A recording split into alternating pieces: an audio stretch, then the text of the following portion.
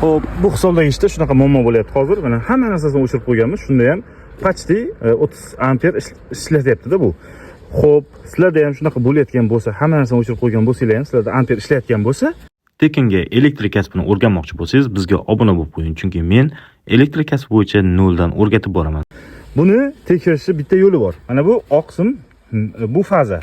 Qizil sim bu 0 bo'lib chiqqan. Bu yerda fazani o'chirasizlar.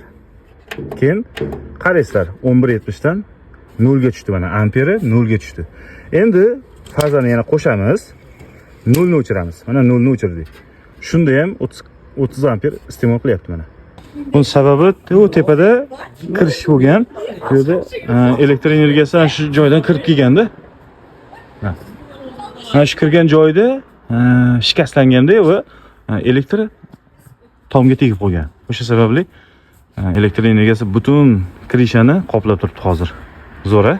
Video foydali bo'lgan bo'lsa, unda bizga obuna bo'lib qo'ying va videoga like bosishni unutmang. Hamda sizda shunaqa muammo bo'lsa, bizga murojaat qiling. Albatta hal qilamiz.